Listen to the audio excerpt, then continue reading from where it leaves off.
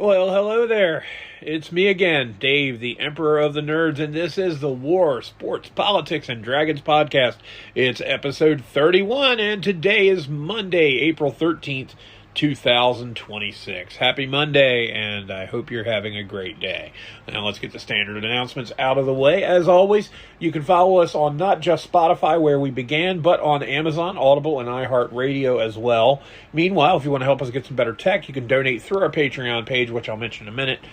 But as I always say, when I say that, I don't really want donations through Patreon. I want you to sponsor me instead because you get something in return. I appreciate donations and have received them, but I would rather give you something in return because, hey, that's how capitalism really works. Capitalism is not charity. Capitalism can make charitable donations, but that's not what I want to be here.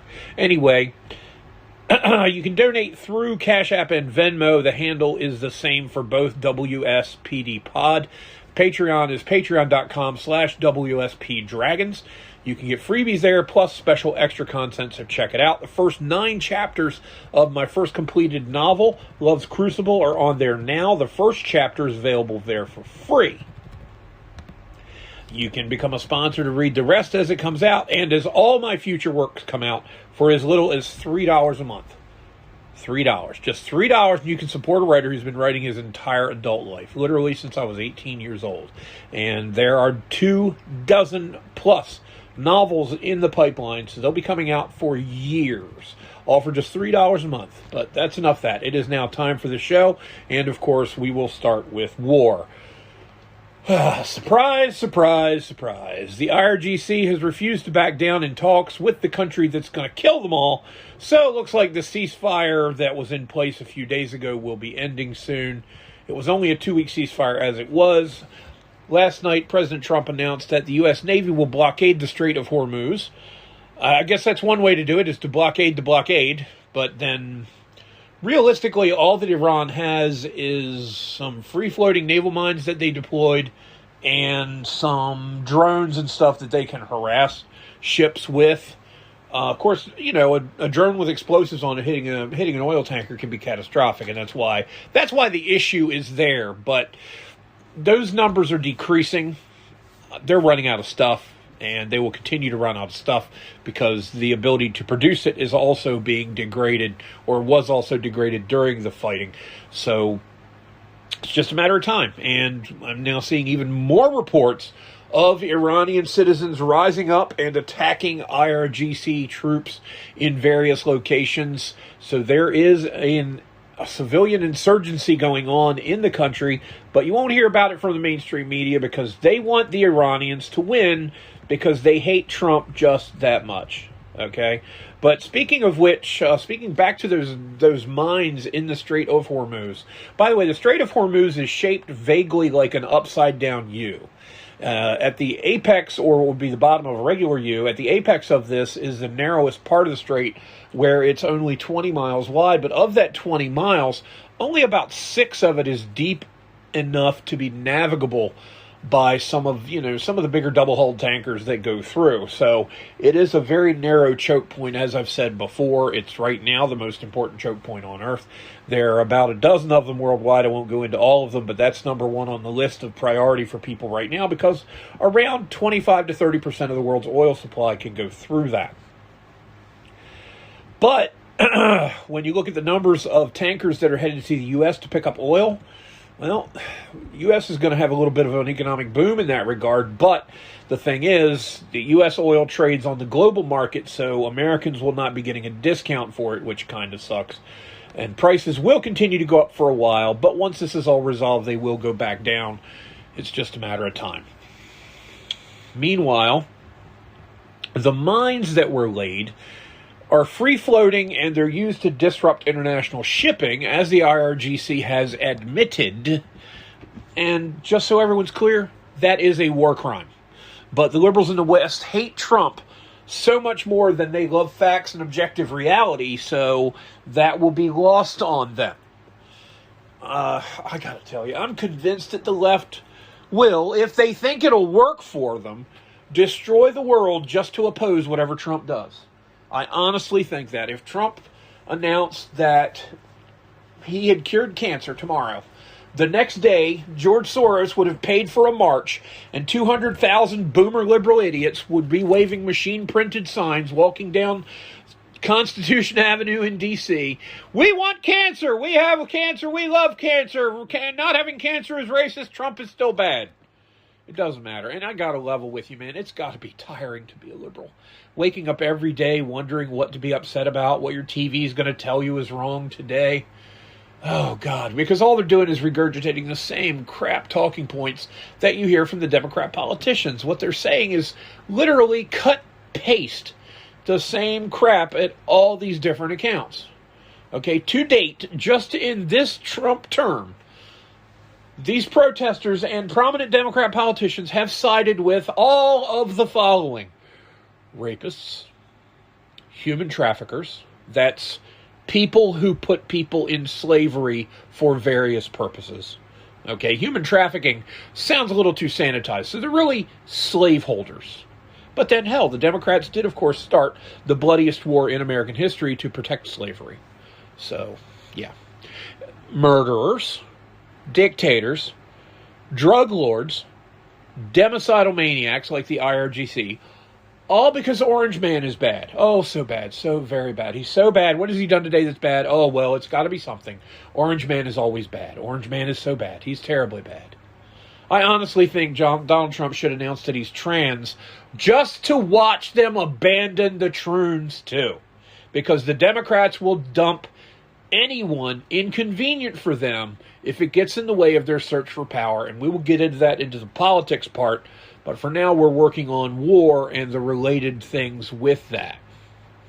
Such as the fact that the Saudis have announced that their cross-peninsula pipeline is repaired and ready to go. It can transfer several million barrels of oil per day across the so-called Arabian Boot. So this might mitigate price spikes due to tensions around Hormuz a little bit, but we'll see. I don't really have a lot of faith in that because oil speculators are probably the best in the world at artificially inflating the price of the commodity with which they interact. Okay? I mean, I spilled some Wesson oil one day using my Fry Daddy, and the price per barrel went up $1 the next morning. So I'm not going to get my hopes up about it. However, that will help. So all you idiots that are posting memes on Twitter about cutting a canal through Oman to get around the Strait of Hormuz, that still puts you within range of everything short range that the Iranians can throw at it. So it wouldn't last very long if you built it. At least the one in Saudi is headed away from Iran. The one that you idiots are talking about that you think is so cute for clickbait is parallel, basically, to Iranian territory and well within the shorter range missile and rocket and drone attack range. But, hey, you know, I'm at the point now where I've made a policy change I just announced on my Twix page that I will no longer interact with people who don't have a profile. I will no longer interact with people who don't have any type of photo up for their profile. I will no longer interact with people who don't have as many followers as they have months on Twix. And this isn't an ego thing, you don't have any followers. No, I've been getting replies from people who have been on since 2014. 12 years ago, okay? That's half a term of Barack Obama, one full term of Donald Trump, a full term of Joe Biden, and another year of Donald Trump. And they've picked up two. Two people think that what they say out of over 3 billion, I think it is, Twitter users, think that that person's interesting. So either you're the most uninteresting bastard on earth, or you're a bot, or perhaps both, and you're not worth my time. I'm not doing it. I'm just not doing it. Anybody that's been on there 10 years, I can pick up 2 or 3 follows a day, even if they are bots, just by tweeting out random hashtags. The fact that you have nobody looking at your opinion, like the one comedian said, you have 5 followers on Twitter, why don't you just text everybody? Because that's what you need to do. 2 followers on Twitter, and you've been on there for over a decade, nothing you have to say is of consequence or of interest. Okay, try being interesting. Moving on to sports. Still got a little bit of trepidation about the Baltimore Orioles. I think this week is going to determine a little bit more because this week is when the challenge comes. The Orioles are 8-7 now. As you recall, a week ago they were 3-6. They took 2 out of 3 from the visiting San Francisco Giants over the weekend after dropping the first one on Friday, which was 4-10 day, whoopity-doo. And I don't think I mentioned a couple things about April 10th and its significance when I did the podcast last Friday. I don't remember now. Everything's a blur. We had a very hectic weekend here. Had something happen last night that could have been downright disastrous. I won't get into the details. But something that didn't happen when it was supposed to happened late, and because it was late, bad things could come as a result of it. Yeah. No, it's not. I missed paying a bill. I wish it was that simple. But anyway, I've told some of my friends about it. They know what's happened. I solicited prayers from them and from people online and got them, and the prayers worked, so everything is back to normal. But I did not. I was not really into things, especially last night after 8 o'clock when everything started to kind of hit the fan. I'm going to level with you. After the event happened, I kind of had a panic attack. I had a massive panic attack, and things are better now, but we'll move on anyway. You ever have one of those things where oh my God, this can't be happening? Well, it didn't happen, thankfully, but it came close. Anyway, back to the Orioles. Now, they took 2 out of 3 from the Giants. They dropped the first one on Friday, 4-10 day. And that's where I got sidetracked because I can't remember if I discussed the significance of the day April 10th in my life. But I will be discussing it in this podcast. And if I did Friday, forgive me, but I got a little bit more detail to add if I did discuss it. So before that 2 out of 3, they did sweep 3 in Chicago against the White Sox. So they've won 5 out of their last 6, which is pretty good. However, things are going to get a little bit more interesting here soon. Tonight, first pitch of a 3-game series comes against the Arizona Diamondbacks, who have a winning record. They're I believe 9-7, whereas the Orioles are 8-7. So they had one less day off so far, basically. And that series ends on Wednesday, which is April 15th. And, of course, April 15th has significance in 2 regards. 1, it's the day by which everybody's supposed to file the federal income tax return. And 2, mine's already done. It's already taken care of. And 2, it's Jackie Robinson Day to commemorate the day in 1947 when the first black ball player to play in the major leagues in a modern era, we won't talk about Moses Fleetwood Walker right now, made his debut with the Brooklyn Dodgers at Ebbets Field back in 1947. Now, Jack Roosevelt Robinson, a.k.a. Jackie, Hall of Famer, heck of a ball player. But I learned something today when I was searching for something about him to remind me, and I need to make this really quick point about AI. Don't trust AI. Not yet. Okay? I have a very good example. Back in 2013, I wrote a story about Jackie Robinson for one of the weekly papers for the company that I worked for. It was the Caroline Times Record, and I was looking to throw in something small, but it has to be interesting because I don't run boring crap. And I remembered that, it's the end of Black History Month. I've only run one thing. Let me run something else. And then I saw Jackie Robinson. Well, can't do anything on Jackie Robinson, but wait a minute, I can. Jackie Robinson's court-martial. Okay, people don't realize that 3 years before he made his debut and made history in the major leagues, Lieutenant, I believe he was a first lieutenant, Jack Roosevelt Robinson, let me look here. I think he was a first lieutenant. No, second lieutenant. Jack Roosevelt Robinson was at camp now known as Fort Hood, Texas.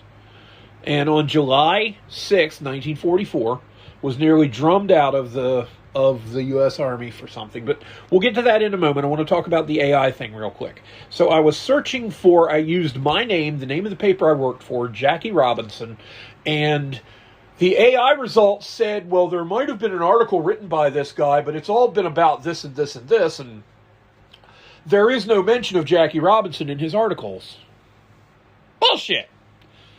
So I filed a complaint with GoOgle and I was trying to find an article that, all caps, I wrote myself in 2013, and AI is claiming it doesn't exist. I know it exists because I wrote it, and it was in print. And up until we moved a year ago, I know I had a copy of it, a copy of that newspaper floating around somewhere in my files and effects. But I tell you what, I can barely find anything from the move. It's all in a big storage unit, and I got to get in there and start digging. Because my desktop computer's in there, and that's got everything of significance up until last year in it. Anyway, I found it nonetheless. So here is the article. This is from February 28, 2013 from... It looks like this version of it ran in the Star-Democrat, which is the Eastern Maryland newspaper, but I put it in the Caroline Times-Record, which was a weekly that came out of Denton, Maryland, the county seat of Caroline County, probably a couple days before this. So maybe my editor for SD put it in SD after it ran in TR. All right, but here it is. Breaking color barrier wasn't only battle Robinson waged. By me. In honor of Black History Month, I wanted to do something special, but I couldn't think of what that might be until the Super Bowl ended and inspiration suddenly struck.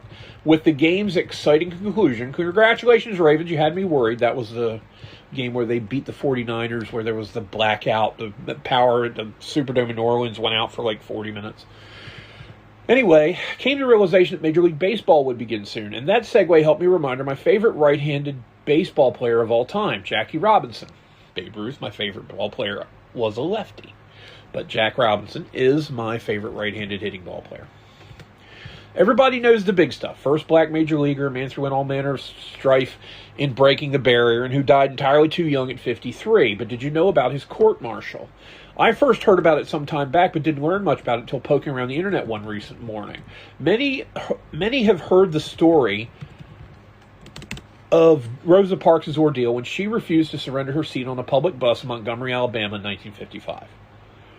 Second Lieutenant Jack Roosevelt Robinson at camp, now Fort Hood, Texas, on July 6, 1944, got into trouble with the Army for failing to yield his seat on a bus to a white enlisted man when the bus driver, in keeping with segregation's customs in the South, told him to move to the back.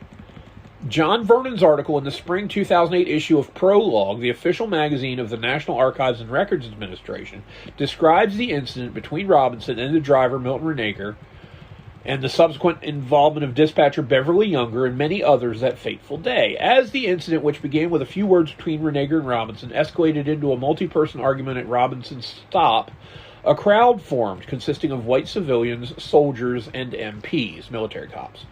Eventually, Robinson was arrested, and 13 men swore out depositions about his behavior, which had now become a punishable offense under military law. That would have been the Uniform Code of Military Justice, or UCMJ.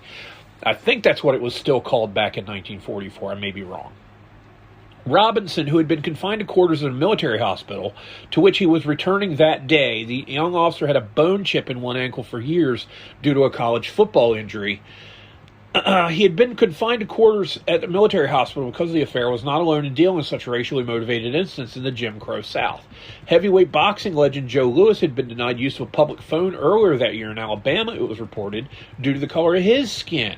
As Vernon wrote, the Negro press hammered at this message over and over again in its double V effort. The double V effort was really simple. The black news media during World War II called it the double V effort because they wanted not just victory abroad against the Nazis and the Japanese. Okay? It was basically a war against, as Vernon writes, a war against bigotry and racial intolerance both at home and abroad. Now think about what the Germans were doing with the Jews and other minorities like gypsies and homosexuals and even some Catholics. They were murdering them by the job lot. There were hundreds of thousands, eventually around 11 million people. The Japanese were even worse to the Chinese. And it's estimated that somewhere between 20 and 35 million Chinese people were massacred. These are citizens. These are not military casualties. These are citizens murdered by Japanese occupying forces between 1931 and 1945. Okay, it was horrible. And then there, of course, was the horrible mistreatment of blacks in the South primarily, but not isolated to the South, in the years leading up to the Civil Rights Movement. Let's not forget the New York draft riots of 1863, in which a number of black people were murdered during that unrest. But in August 1944, Robinson's court-martial began. A white Texan Army lawyer was his representative. Despite what might appear on its face to be a steep legal climb, Robinson's attorney, Captain William A. Klein, quote, skillfully brought out inconsistencies in prosecution witnesses' accounts, unquote, in Vernon's words, and eventually Robinson was acquitted of all charges. Despite having stated earlier in 1944 that he wanted to fight for his country overseas, the unit to which he belonged to two units before and after the bus incident. They were the 761st and later the 758th Tank Destroyer Battalions, which I think were using like M10, was that the M10 Hellcat? Both fought the Germans in Western Europe, and you can look them up. Robinson, thoroughly disgusted with his treatment, asked in October 1944 to be permanently exempted from military service.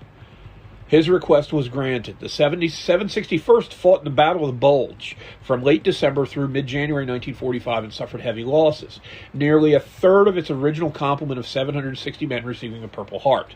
7 got the Silver Star, and 1 posthumously the Congressional Medal of Honor. It could be argued that had Robinson been less assertive and meekly complied to a racist policy, he might never have been the man to break the color barrier with the Brooklyn Dodgers in 1947. And I think there's a parallel there to an episode of Star Trek The Next Generation, but I'll get to that in a moment, hopefully. Then again, Robinson might well have died in Belgium, though he would still have been an American hero, obviously, and the nation would have lost yet another fine young man. So think what you want about him wanting to be exempted from military service. He had a higher calling, and it might sound trivial to people who aren't into sports, but it was a huge civil rights moment on April 15th, 1947, when, after Eddie Stanky was retired for the first out of the bottom of the first inning against the Boston Braves, that Jack Roosevelt Robinson, sporting number 42, came to bat for the first time, a black man batting in the major leagues. Now, he grounded out to third. He was 0 for 3 that day, but he did successfully lay down a sac bunt, and then the bunt was thrown away. It actually hit him in the back when he was running to first on the play, so he reached on a sacrifice and a throwing error, and I believe he eventually scored a run in his opening day, which was a 5-3 win over the Braves. He got his first walk and his first hit in the next game, which was 2 days later against the Braves. And, well, a little bit more about Robinson. He played 5 sports in college, by the way. Baseball, football, basketball, tennis, and track. Okay, he would have turned, this article was written in 2013. He would have been 94 that year, so he would be 107 if he was still alive. His birthday was January 31st. He played 10 seasons for the Dodgers, which was 1947 and 1956. Retired after that, but he didn't really retire necessarily. What happened was he was actually traded to the New York Giants for $30,000 and another player. I forget the specifics now, but he refused to report to the New York Giants, so the trade was nullified, and that effectively ended his career. So he was still officially retired, I guess you would say, but that's the real reason for it, because he didn't want to be traded. He wanted to stay with the Dodgers, and they wanted to trade him. So that's how the impasse ended, was him saying, well, then I guess I'm done. Now, Jack had heart disease and diabetes, and he died due to complications of those on October 24th, 1972. That was just after my second birthday. I was born October 4th, 1970. I would have loved to have met him. I have seen him play. I've seen a lot of footage of him play, and oh my God, he was a pest on the base paths. It was wild to watch. Man, he used to unnerve the crap out of pitchers. But again, in his first game, he was 0 for 3. But the Dodgers won. The next game, 2 days later, he got his first hit on a bunt in the 5th inning. By year's end, he finished the year with a .297 average, led the National League, with 29 stolen bases, was named Rookie of the Year. He won the batting title a couple years later with a .342 average. And in 1955, the Brooklyn Dodgers, who had been in the World Series almost a dozen times, finally won the World Series in 1955, beating the Yankees. A 4-time All-Star, Jackie Robinson hit .311 for his career, and here's something neat about him, and I always love this particular type of statistic. When you have somebody who has more walks than strikeouts, well, okay, Jackie was not known as a power hitter. I don't think he ever hit 20 home runs in a season. But he did end up with 137, so he was good for 13 or 14 a year. But in addition to that, he only struck out 291 times over 10 years, over 7,000 at-bats, which is pretty impressive. On top of that, with 291 strikeouts, he walked 740 times. So that's 2.5 times as many walks per K. That's great. That's a great number to have. Another example, when I was talking about Joe DiMaggio's streak in 1941, that year he had 30 walks and 13 strikeouts. So it's a similar ratio like that, but for his whole career. And, of course, DiMaggio as well ended his career with more walks than he had strikeouts as well. And he darn near ended with more home runs than strikeouts. He had 361 home runs and 369 Ks, which is probably my favorite baseball statistic ever. There are others I'll bring up, but that one's the one. But, you know, what's funny is Jackie Robinson played in 6 World Series from 1949 to 1956, and all 6 of them were against the New York Yankees. So in the World Series, he hit 235, which isn't great, but you got to figure he was facing some really strong pitching. Okay, now, yeah, there were teams that played against the Yankees all year and so on and so forth. But you got to figure that when you get into, deep into the postseason, well, they only had the one level of postseason play in 55. But let's look at his stats real quick from, I don't know, let's take the 1950, let's take the 55 World Series. Okay, he only hit a .182 in the 55 World Series, which his team won. But he was facing guys like Whitey Ford. He was taking on some competition. These were not the Yankees of the 1950s. If you take a team and a 10-year span, the Yankees of the 1950s, surpassed possibly only by the Yankees of the 1920s, could be the best decade any team ever had. And to be honest, I think the Yankees in the 50s were better because they won more World Series. I think they won 7 out of 8 at one point. They did it. But let's look at the Yankees roster from 1955. Okay, Whitey Ford, Tommy Byrne, Bob Grimm, Bob Turley, Don Larson. Don Larson pitched a complete game in 1956. I'm sorry, not a complete game, a perfect game in Game 6 of the 1956 World Series. Tom Sturdivant. These guys were not scrubs. These were not the 4th and 5th starter types that you might see in the postseason now, or the middle to long relief guys or the spot relievers that you'll see. And you know the ones I'm talking about when I talk about these spot relievers. The ones nowadays with ERAs of 6 who end a year with more games played than innings pitched. These are the guys who pitch for 15 years at 5 levels to make the bigs. You figure, you got couple levels of Little League, you got travel ball they might have played, you got high school ball they played, you got maybe American Legion or some type of showcase ball they played, then they played maybe college, then they played minor league ball to get to the big. So it could be as many as 7 different levels to make it, only to be brought in to face one single guy and then sent to the showers because they can't be trusted against a platoon in the other team's favor. Oh, well, he got that guy out, but that was righty-righty. He's facing a left-handed batter now, so we got to go ahead and bring in a lefty. You didn't see those spot relievers back then. It was very rare for a relief pitcher to come in for just one batter. To be honest, it was rare in and of itself at some points for there to be relief pitching. Okay, back in the dead ball era, there were seasons with 154 games where there would be 140 complete games pitched. So that would mean there were only maybe 14 or 15 pitching changes the whole year.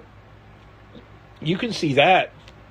Watch the Orioles next week. I guarantee you between now and the 20th of April, you will see 14 pitching changes. Okay, you could see as many as 5 a game, depending on what you have going on. Today's pitcher usage, well, I was going to say is piss poor. So, yeah, I think, honestly, underusing pitchers hurts them more than overusing them. But I'm not the one making these dumbass decisions. These are the managers of these billion-dollar franchises who are screwing up their players. And then they wonder why there's so many pitcher injuries. I do feel like proportionally the numbers are larger, but I may be wrong. We'll see. However, how did the species survive with people throwing 160-pitch complete games back in the 60s and 70s and even into the 80s? Funny. They did. But, we wouldn't want to hurt anybody's delicate ego. Moving on over to politics now, we'll talk about, obviously, the jackass in the room, because elephant implies Republican Party. This is all Democrat. The Eric Swalwell scandal basically exploded when I was recording Friday's podcast, was when the big news broke.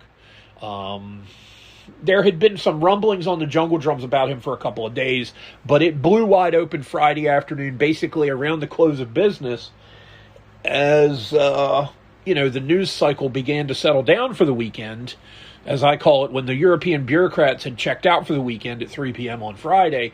That was basically when things happened. And, of course, the scandal involves 13-year Democrat California Congressman Eric Swalwell and the allegations against him that he sexually assaulted a number of women. There's now footage supposedly showing him and a prostitute on a bed kissing with other people in the room. And yes, he's married. I think he's a father of 3. And yeah, well, look, we knew this guy was a scumbag. To be honest, he was a philandering California version of Joe Biden, in that he was a below-average intellect, had a safe seat, because his seat is a safe seat in California, had a safe seat in his role in Congress. Joe, of course, was a senator for quite some time. And, he barely had to run to win Delaware. Who basically would tell the press whatever his handlers told him to tell the press. He would parrot whatever talking points he was fed. He was a good backbencher. He didn't have a lot of influence over policy, thank God. Not a lot, but enough to, when I tell you about it, it's going to be a little bit alarming. But he wasn't a real mover and shaker. He was just a big mouth, because he was one of those expendables, and now he's learned that he's expendable. And here's how you're going to learn about just what that all entails. Okay, so since this scandal has broken wide open, his campaign donation website has shut down and is no longer accepting donations. Bunches of people working for his campaign had jumped ship, resigned, quit, done whatever. They've decided to no longer be affiliated with him.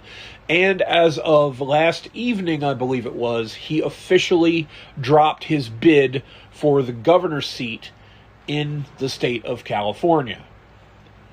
However, he's still in Congress, and to date, to this moment at least, he's not shown any intention or desire to surrender his seat in the House of Representatives. Okay, he's been elected 7 times there, and like I said, it's a very safe Democrat seat.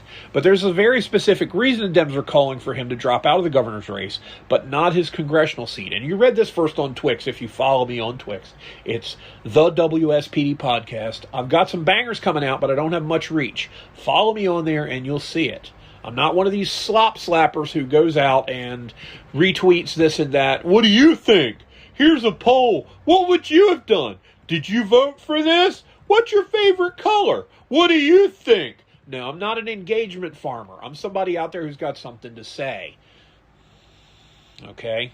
Yes, I'm a reply guy too, but I've got more than my share of original thoughts. Problem is, some of them are really stupid, but that's part of the beauty of it. You get to see all of it. Anyway, there's a very specific reason that Democrats like Ted Lieu and Adam Schiff we're calling for him to drop out of the governor's race, but not to give up his seat in Congress. And it's very simple. It's very brutal, straightforward. It's their formula. It's what I call the Democrats' all-encompassing, Gollum-like lust for power. Okay? It's because his presence in the California gubernatorial race would further divide the Democrat vote and increase the chance of a Republican, like, say, a Chad Bianco or a Steve Hilton, winning the election and taking the governor's house. With Swalwell out of the way, the vote will coalesce more to someone like a Tom Steyer or a Katie Porter. Last thing I looked, Tom Steyer, the billionaire who thinks that taxing poor people more will help the world's temperature go down, or Katie Porter, the crazy bitch who screams obscenities at her staffers while she's filming interviews and who, according to court documents, dumped hot mashed potatoes on her husband's head. They're divorced now. Gosh, I can't imagine why. Okay, this has never been about morality to the Democrats. Okay, it wouldn't have mattered if he raped every third woman in California and every second woman on Capitol Hill. That doesn't matter. What matters is that this will keep hopefully for them, they'll think, keep their hold on the governor's mansion. They didn't bat an eye while Eric Swalwell was banging a Chinese spy, Feng, okay, leaking classified information, but he kept his seat in the House of Representatives without so much as any significant talk of censure. Okay, this or that one would say, well, he needs to be censured, he needs to be removed from office, but nothing ever came of it. It's just more talk on Capitol Hill. Okay, and by all accounts, everyone around him knew he was a lecherous scumbag when he ran for Congress in 2014. Okay? Or would it be 2012? Yeah, it'd be 2012. Okay, this is about the Dems keeping power and maintaining your grip on a governor's mansion in Sacramento. No more, no less. It has nothing to do with the women. That's a convenient scapegoat. Okay, there's enough dirt on pretty much everybody in Congress that they can be removed on something like this in a New York minute. It's just that this time, they got to get rid of somebody. Swalwell's the scummiest of the group and the easiest to get rid of, plus he's a white male. Okay, if Swalwell was a black guy, they would have gotten rid of Katie Porter. If Swalwell was an Asian woman, they would have gotten rid of Katie Porter. Okay? Power is all the Democrats want. That's all they've ever cared about. They don't care who they destroy or the damage they do to the nation in pursuit of this. Will he resign his congressional seat? It may happen, but I doubt it. Seriously, I doubt it. It might actually happen while I record this, but again, I just don't think it's going to happen at all. And here's a little bit about why. Look at the committees he's on. He's on the House Select Committee on Intelligence. This guy was banging a Chinese spy, and he's on the House Select Committee on Intelligence. No, he never leaked anything, I'm sure of it. He's on the House Committee on the Judiciary. He's on the House Committee on Homeland Security, specifically dealing with things like cybersecurity. This guy is an incredible risk to national security, but he sits on important committees, and if he has to be replaced, he will not be replaced with a veteran in his congressional seat. And what I mean when I say that is that it's going to be somebody new. And a new person, being a freshman member of Congress, would not automatically make it to the House Select Committee on Intelligence because he was on a subcommittee before that, before he got promoted to the House Select Committee on Intelligence. You got to work your way up to some of these. Some of them, yeah, you get just appointed to them. Okay, but there are others, like the Fisheries Commission. I doubt there's a whole lot involved in being on the House Fisheries Commission. I would say if you live in a state that isn't landlocked, that pretty much makes you a primary candidate. Okay, yes, there's good fishing in Oklahoma. Yes, there's good fishing in North Dakota. I get that. But what I'm saying is there are certain committees that don't require a whole lot of cachet in order for you to be put on it. Odds are a freshman will be put on some kind of committee, but it's not going to be the House Select Committee on Intelligence. Okay? It's too prestigious. There's a hierarchy. There's a ladder you have to climb. And he did. He licked the appropriate boots. He said the appropriate things on TV. He carried the torch for the left, and he was rewarded with positions on certain committees that gave him more power and influence. All the more reason we need to implement my lottery concept. And we'll talk about my politician lottery some other time. We're not talking about it today. But I'm telling you right now, this is a great lottery. So a replacement would be a freshman rep, would not take those seats. Plus, there's an outside chance that they might actually just put a Republican in that spot. The Republicans control the House, And yes, by and large, these committees are split 50-50 along party lines, but there's always a Republican at the head if the Republicans control the House. And conversely, if the Democrats control the House, each chair is a Democrat for each committee. But you never know. The seats in the rank and file, they might put a Republican there. So that's the thing. That's the thing. They don't give a shit about what he did to women. They're concerned about his ability to influence intelligence, the judiciary, cybersecurity, and things like that. Because they're still trying their damnedest to destroy America. And this is part of how they do it. The fact that he's fondled a few women and, raped a few, it's just tangential to things. Remember, Democrat Senator Ted Kennedy, as Ann Coulter once said, got the first confirmed kill in the war on women. Back in 1969, when he drove Mary Jo Kopechne off that bridge at Chappaquiddick and somehow managed to not save her. Right? Democrats don't give a shit about women's rights. It's just something that they give service to because they're pandering for the votes of people who don't have the sense to analyze what they're doing critically. Now, moving slightly on to, again, back to my concerns about AI. Did ChatGPT help plan a mass shooting? Now, this is from, I just started subscribing to something called the Patriot Post just to see what it's about. It's right-wing spun news. I'll say that right now. Okay? Florida AG investigating ChatGPT over school attack. An attacker at Florida State University who killed 2 people and injured 6 last year may have had help planning the attack from the AI platform ChatGPT.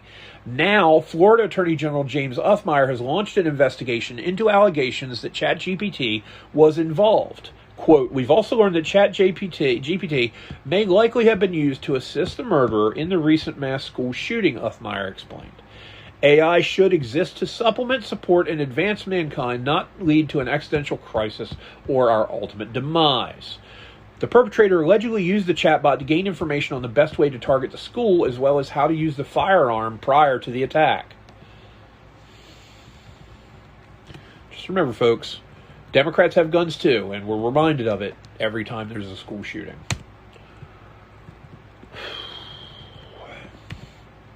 Beware of AI. Okay? I jokingly say that I welcome our machine overlords, but I don't think they're going to be benevolent because they're being designed by people who inherently aren't. But let's move on to brighter things, more fun things. We're now to the Dragon's Port of the podcast, and we're doing the 30-day D&D challenge. It is installment or day number 5 on the 30-day D&D challenge. What is your favorite die or dice? For me, it's the D100, obviously. Now, there are dice that have 100 sides. I own a couple.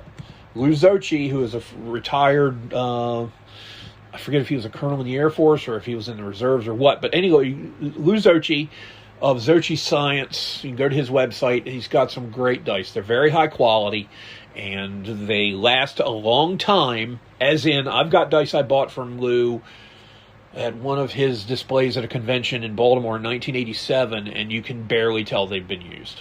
Okay, they're really good. But I love the 100-sided die because it gives you so many more options. And I love rolling dice and consulting tables when I'm playing role-playing games. And when you have a D100, you have obviously a ton more options than if you have a D6. So, and that is also why it's becoming the core mechanic of my new RPG, which, of course, is going under the title right now of 1750, The New World. We've talked about this before. Now, going a little bit more into that game, I was thinking about making checks of your various skills using your abilities. Like, for instance, a strength check or a muscle check in that game, because muscle is the attribute I'm talking about. Now, in Dungeons & Dragons, if you run into a door that, say, it's rusted shut, you would need to use a strength check. You would roll, and the die roll would be modified by how strong you are to see whether or not you could force that door open. The weird thing, and I never understood this, was that when you tried that, you were only allowed to do it once. You had to actually gain a new level of experience, become a more powerful character in order to come back and try that same door. Well, that's not practical, and it doesn't make any damn sense. Anybody that tries to get a door open isn't going to try just once and say, screw it. They're going to try at least twice. So why don't you have multiple checks using abilities? Now, this has been factored in some games in some editions. For instance, in 3rd edition D&D, they have something called taking 10 or taking 20. And what that means is, I'm going to take 20 on this door. What that means is, you're going to take the equivalent of 20 rounds, each representing 6 seconds of actual time. You're going to take 20 rounds to simulate rolling each possible result on a 20-sided die until you finally get a 20, at which point you would usually succeed. Now, a 20 is not an automatic success, but it's the best possible roll you can have when you're making a skill check. In combat, I've always considered a 20 an automatic success. It just depends on how hard they are to hit, whether or not it's a critical hit, and so on and so forth. But skill checks using abilities, you should be able to retry them in many instances. I won't say most, because there are a lot of different times you would need them. But why not do it multiple times? Let's say you run into a stuck door and you try a strength check. I can't get it open. Okay, you failed on that roll. Try again. Try it again. Can't get it open. Okay, try a third time, but this time there's a -1 penalty. Or what if doing it over and over again, there might be an added benefit to trying 3 or 4 times, because as you pull and tug on this door that's rusted shut, you're eventually going to break the hinges loose a little bit, or just break the door off the hinges entirely, and then the door would open. So I really think that skill checks using abilities should allow a retry in a lot of cases, and my game is going to factor that in. Like if you're trying, say, to check to see if you know something and you don't know it, that might be a little bit different. But if you get help from somebody else and you discuss the topic, like, okay, who was the general at the Battle of whatchamacallit back in 1742? He was the one who was in charge of the unit on the right flank. What the hell was that guy's name? Because his name is the password on this magical door that if we say his name, we'll be able to get through. It was Johnson. Okay, Johnson. Because then you consulted with someone, they gave you a bonus on the check, and so on and so forth. I think that collaboration and repeated tries don't get enough play, don't get enough credit in role-playing games. Okay? These games were not designed... Combats aren't all one round. These games are not designed, in my humble opinion, to be where everything you do is a throwaway attempt. They should be designed wherein, if at first you don't succeed, try again. And if on the 4th time you don't succeed, then maybe you might want to look at other options.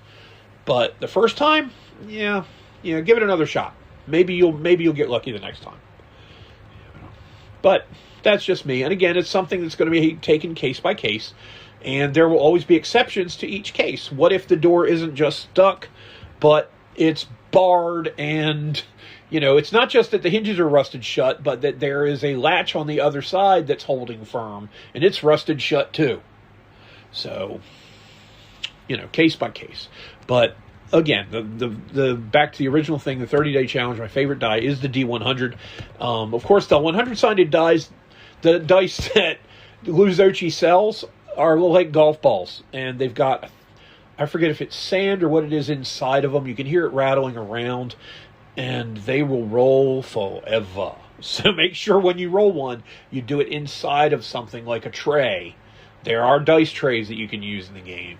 Make sure that you roll it in a tray so that sucker will eventually stop rolling. And also, 100-sided dice, if you're not familiar with them, they can be hard to read the actual result. Because they have so many sides, you can't tell which one is on top, denoting the actual result. But that's neither here nor there. Moving along now, we're going to head over to anecdotal evidence and bring us back to 2 things. One, we're going to talk about how to lose a customer, our discussion from Friday about how I got crappy service at a car dealership, and then April 10th we're going to talk about. First, how to lose a customer, part 2.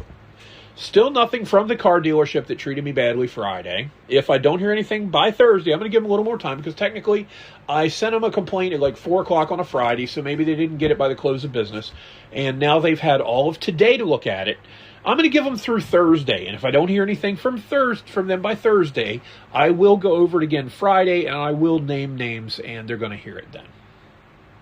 Because to me, if you can't reply to a customer service complaint within a week, then you get what you get. And in my case, it's a whole lot of nothing and a whole lot of don't use these bozos anymore. I'm really disappointed with them. But, hey, I'm a grudge holder. Anyway, especially if you're messing with my transportation, because I need my transportation to get around and, need it for work. Wife needs it for work, and so on and so forth. Now, the significance of April 10th. Now, April 12th, by the way, yesterday was the anniversary of the Dylan Bundy Ranch standoff out in Nevada involving the Bureau of Land Management. But I'm not going to get into that today because we're already 50 minutes in, and I'm not going to go any longer than I have to. We're just going to wrap up this with the Sam Kinison thing, and then a quick joke and a final thought. So, April 10th, 1992, in Needles, California. Now, Needles, California is right on, I believe, the Nevada border down in southeastern, I guess it would be, California. And Needles, California was known many decades ago as the first town in California people reached when they were on the trail west to migrate there. So, Needles is a little bit significant. It's not a terribly large town, but it's there and it's known. Well, in Needles, California, maybe 15 minutes from where he was headed to do a show on the evening of April 10th, 1992, which was a Friday, Sam Kinison and his wife were driving along, and I think he was driving a Corvette. I can't remember for sure. I think he was driving a sports car, but his car was hit head-on by an 18-year-old who was apparently driving drunk. And at first, Sam seemed okay, but then he kind of got a little lethargic, was sitting on the side of the road, and began to have a conversation, but there was nobody around him that he was conversing with, and he was saying things like, "Why now? Why now?" And then after a minute or two of this back and forth with whatever person or entity he thought he was talking to, he just said, okay. And then he collapsed. It turns out he had torn his aorta in the impact, and that's a huge artery near your heart. You can drop a quarter down it. Okay, it's big. And he bled out internally and died on April 10th, 1992. What I recently learned was that he had just gotten married the previous Sunday, or Saturday, previous weekend. He'd been married less than a week and died. And that was horrible. Now, Sam Kinison's comedy, I got to level with you. I watched several of his shows, and one of them got a little bit too much for me back in 1991 or 92, and I actually had to turn it off. It was a little too over the top for me, but by and large, I liked and respected his work. Now, April 10th, 1992 happened. 2 years later, April 10th, 1994, I was living in Graysonville, Maryland, which is about 15 minutes from the foot of the Chesapeake Bay Bridge in Queen Anne's County. But I was working in Cambridge on third shift at Western Publishing, which was a place that made coloring books and Bibles and flight information publications for the Defense Mapping Agency and for NOAA, among others. And I was on my way to work that Sunday night, and it was about a little after 10:30. I'm passing through Easton, Maryland, on US 50 eastbound, and I look in the parking lot of the McDonald's as this Dodge Shadow turns into the McDonald's parking lot, and I recognized the shape of the tail end of the car and said, that looks like my friend Billy's car. And I'm still not good at telling car models and types apart by and large, but I used to memorize tag numbers. So I was looking to see if it was ZWG 686. BAM! I got hit head on by some clown driving a Volkswagen Scirocco who was from Pennsylvania, and at the light at Goldsboro Street, just a few hundred yards up the road, had gone left from the turn lane into the eastbound lanes and headed west. So this asshole was going the wrong way down Route 50, hit me head on, and if I wasn't wearing my seatbelt, my friends, we would not be having this conversation right now. You would not be hearing my voice. You'd be listening to some other clown talk about something. So I do swear by my seatbelts. Now, I've got a close friend who's a paramedic, an EMT, and he said he's seen it work both ways, where seatbelts have saved lives and where people have gotten caught in their seatbelts and it has actually contributed to their death. In my case, it was the former, and that happens a lot more than the latter. So I do swear by my seatbelt, and I would strongly recommend, if you don't already automatically put that seatbelt on, just do it. Okay, if you think a seatbelt feels restraining, imagine being paralyzed from the waist down. How much of a restraint is being a paraplegic? It's got to be a little bit more inconvenient than spending 5 seconds to click on a seatbelt that after you've had it on for a minute, you don't really even notice. Unless you're fat like me and it's really tight when you get in the car, but wear your seatbelts, please. Okay, just wear your seatbelt. And now moving on to joke time. This is not officially a joke, but anyone who uses this acronym damn well is. Okay, the new acronym in the word salad from the professional victim clique and the alphabet pronoun mafia is, get ready, get your notepads ready, and make sure you got a fresh pen because you're going to wear it out writing it down. MMIWG 2, the number 2, yes, 2, SLGBTQQIA plus. Once again, today's winning lottery numbers, MMIWG 2SLGBTQQII, or no, just one I, sorry, A plus. And what does this acronymic word vomit stand for? You ready? You ready? Yeah, me neither. Missing and murdered indigenous women, girls, and two-spirit, lesbian, gay, bisexual, transgender, queer, questioning, intersection, asexual. So does that mean that everyone in this word salad garbage was missing and murdered? Missing and murdered indigenous women, girls, and two-spirit, lesbian, gay, bisexual, transgender, queer, questioning, intersex, and asexual. So is somebody out there kidnapping and murdering all these people?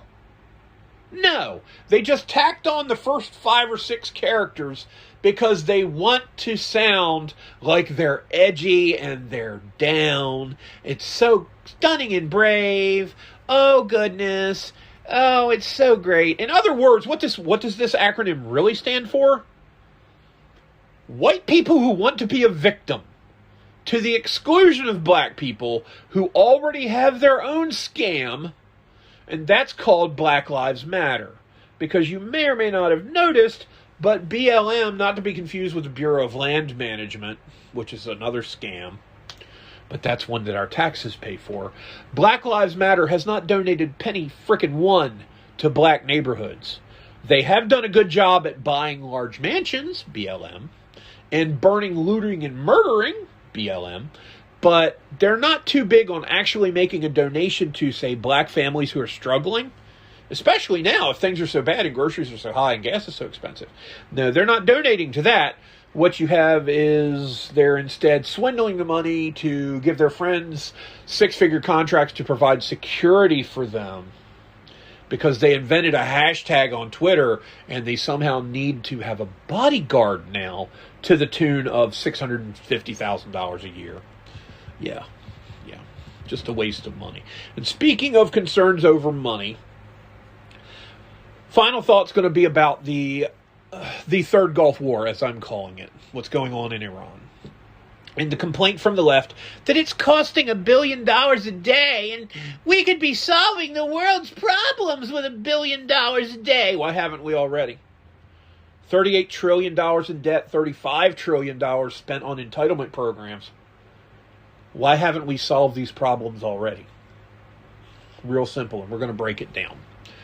Okay, we won't even dare to guess how much fraudulent spending there has been on Somali daycares in Minnesota and fake hospice organizations in California.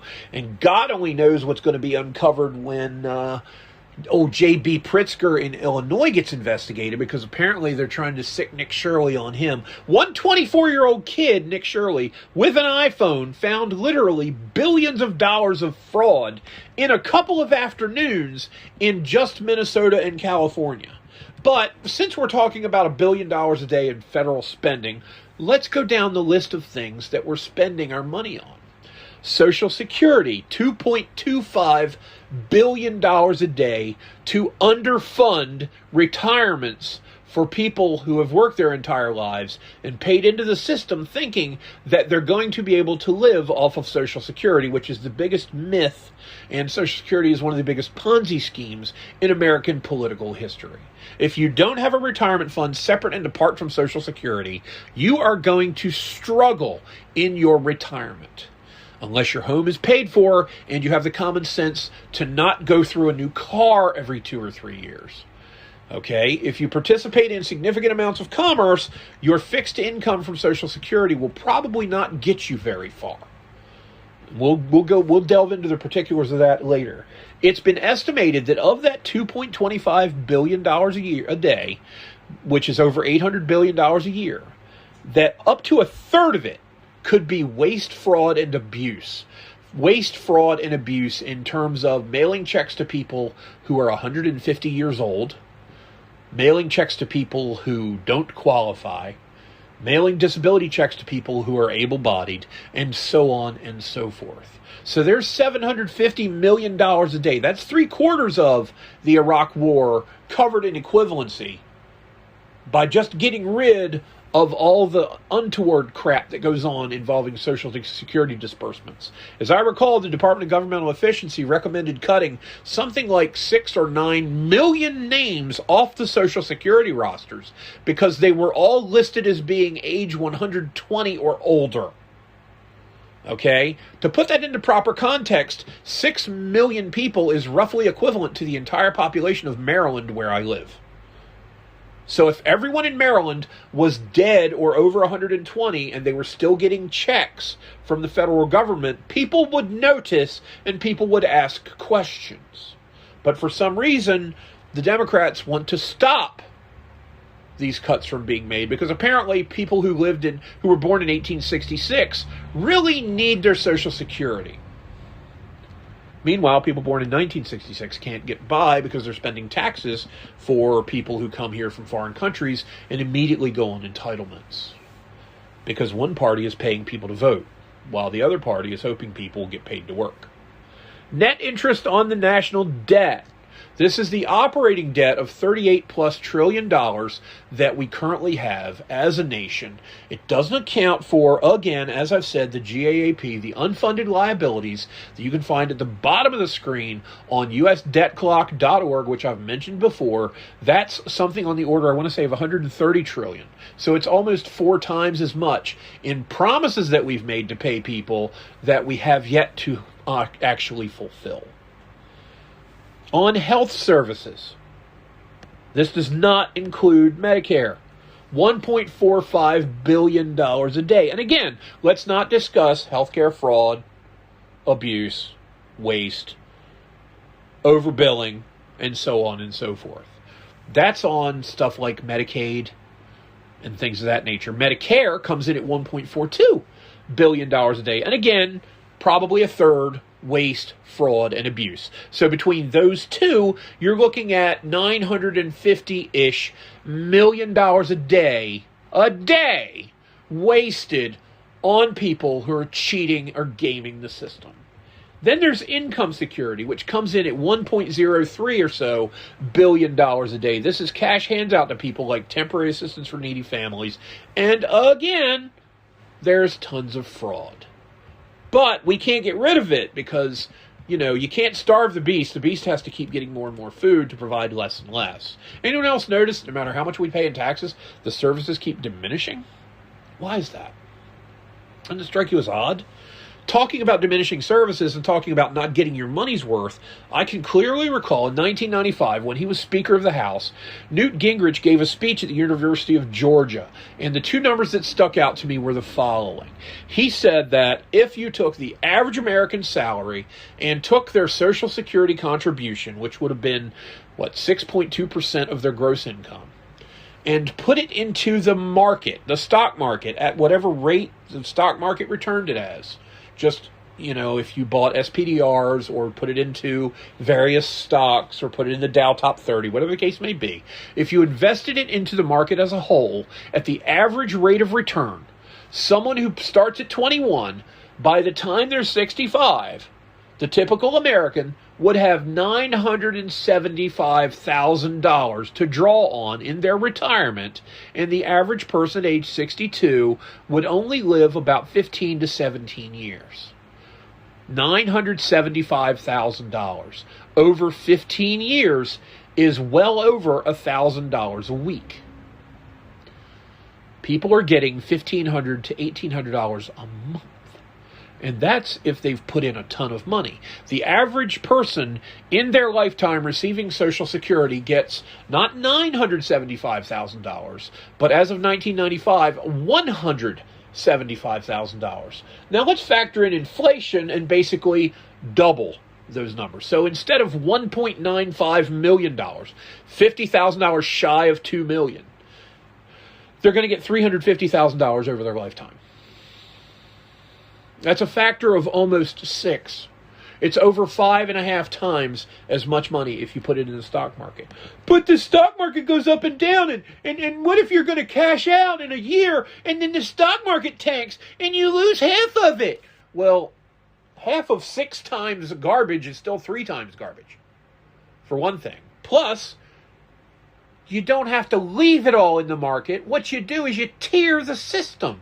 I'm not an economist, I'm not a financial advisor, but I have the common sense to know that as you get closer to your retirement, you lower the risk on your return on your investment. What would happen is at certain age brackets, chunks of your privatized Social Security money would then go into something that is more stable, like money market accounts and regular interest-bearing accounts, not tech stocks and betting on some, insurance firm in Guatemala. What you're doing is you're putting it into things that are a little more than a bank savings account passbook, but it's still going to draw more interest than the crap that Social Security turns into. So at a certain level, you're 20% secured, and 40%, and 60%, and then 80%, and it tops out at, say, 90%, with 10% of it still active in the market. So yeah, if the market tanks, you lose 10%, but 10% of 6 lowers it to 5.4. You would still be getting 5.4 times as much as you would get under the Ponzi scheme that is Social Security. Okay? So what we need to do is have it come out where, here's the law. And I'm not big on passing laws, but this is replacing one, basically. You say that, okay, effective January 1st, 2027, no one born after that date will put a penny into Social Security. Their money will instead go into a private individual retirement account. You will have your own IRA, and then you can put money into it there. Okay, making it a mandatory amount I'm not keen on, but it's better than making it a mandatory account for a Ponzi scheme, because at least this way you can have some control over it. And you would give the citizens a list of things they could choose from, and it would be treated just as if they had investments. Okay? They would be on top of any regular personal investments they would have. This would be something that I don't like much, but it would be a government-mandated system to replace Social Security and provide more income upon retirement. See, Social Security's been a political football for decades. It was never designed to be a permanent program. But I remind you of things like the federal excise tax on phones that I referred to in a previous podcast, where a temporary program designed to fund a 6-month-long war stayed on the books for almost 110 years. Okay? I think Reagan said it when he said there's nothing quite so permanent as a temporary government program. So we would get rid of this albatross that is Social Security, that is bankrupt, and probably won't even exist when I'm old enough to draw it, and replace it with something that's viable, that gives people more money on their retirement, and rewards them rather than puts them on starvation rations. Okay? You cut off Social Security contributions past a certain date so that people aren't putting into it, but the rest of the people that are drawing it will eventually die off, because the funny thing about it is people are mortal. We all die.